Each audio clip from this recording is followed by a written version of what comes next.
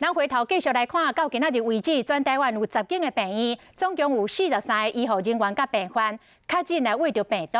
像这个台北市的和平病院，就爆发着院内的感染。今仔日搁来增加5个确诊的病例，有3个是员工，一个是病患，一个是病房的助理。另外，这个新北市10几个。国泰综合病院嘛有一个急诊室的医师采检确诊，讲真有可能是接触到确诊的个案去互画着。指挥中心嘛有针对这个部分来做说明。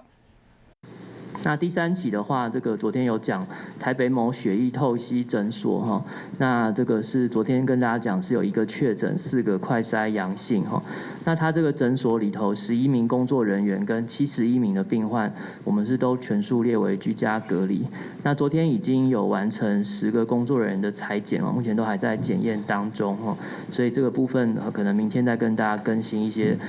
检验的进度。那今天新增的第1起哈，是大家早上也有看这个和平医院有出来说明的哈，就是说在原来一开始这个万华这个事件比较刚开始的时候，有2位这个有万华活动史的民众到和平医院去住院哈，那因此然后就导致这个就是需要匡列这个因为院内确诊而需要被匡列的这些人当中哈，那昨天有新增2名的病患哈，是跟我们的这个案1273就是前面有确诊过和平的病患案1273同病房的2位病患哈，以及案1273同病室的另一位病患的看护，好，所以就是增加了2名病患确诊以及1名看护确诊，那这总计是4名的这个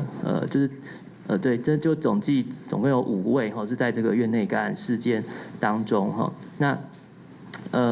院方目前已经决定就是说为了因应这个新的这个状况，就全面的停诊到5月28号来进行比较彻底的消毒哈。那其实原先匡列的防火墙已经有包括今天公布新增的这4名哈。那他其实还有同时公布就是另外3位就是在扩大全院筛检的期间，他大概筛了全院800个员工左右哈。那有发现有3个有万华地缘关系的员工也确诊哈。不过这3位员工呢，跟前述刚刚讲的这个4位病患以及一位看护都没有相关的一些病房或者是直接照护的接触史哦，所以看起来应该比较是社区感染这边的独立事件。好来，目前全台湾10间的病院，总共有43个人确诊。台北市有7间病院，27例；新北市有2间的病院，15例；高雄市是1间的病院，有1例。